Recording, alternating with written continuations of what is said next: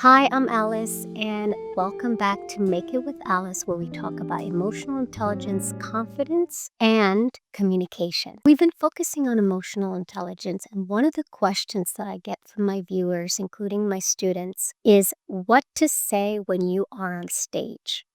This is a big one for those of you who are traveling, who are presenting on stage, going to different countries, going to different conference rooms, or if you're presenting in front of people at your job, okay? What do you actually say?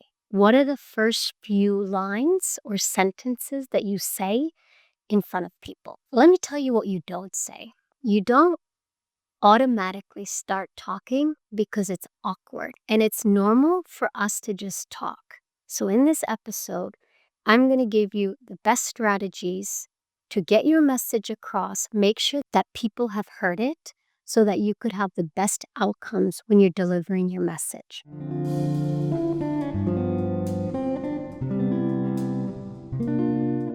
The first strategy, and I always talk about this, is know your audience. Who's in the room? Pay attention what they're doing. Spend the first few minutes scanning the room, as we say, looking at the people, okay? Which involves not saying anything at all.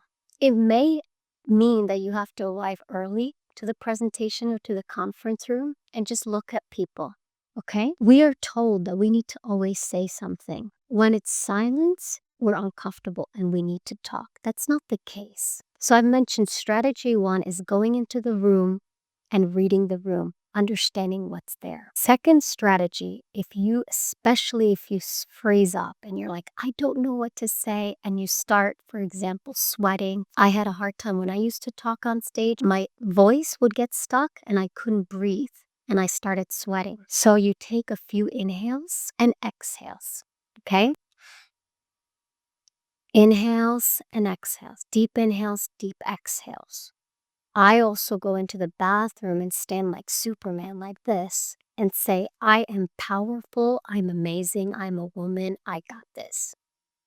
This kind of power pose is what helps ground you. Okay, the third strategy, if you're still stuck and you don't know what to say, ask questions or make statements. For example, hi everyone, how are you doing today? You're all right?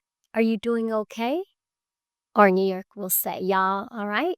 Y'all good? You're good? I mean, it doesn't matter about the accent, but you want to say, how you doing? Are you okay?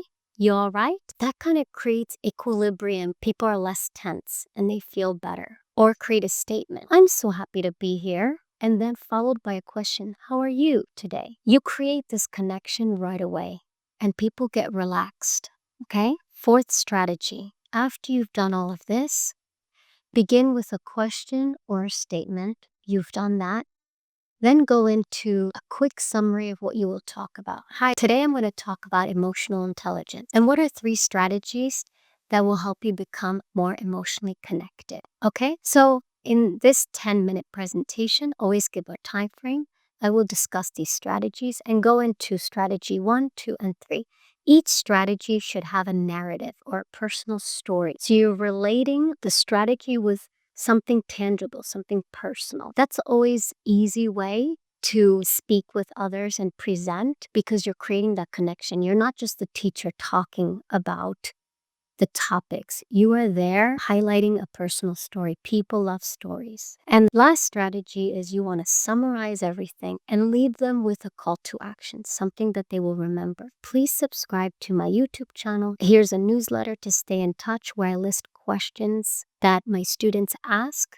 Always leave them with a way to connect with you. You could leave a QR code on your presentation or hand out a business card. If you're out to dinner at a networking event, always have a follow-up ready. Can we get together again next week? Always have a follow-up. I cannot stress the most important thing you can do when you meet someone, when you speak to someone, when you're on stage. Make sure to let them know how they can get in touch with you and how to follow up. You never know if this is going to be an important connection, a business connection, a lifelong friendship. The magic is in the follow-up. When you're presenting in front of others, make them feel comfortable.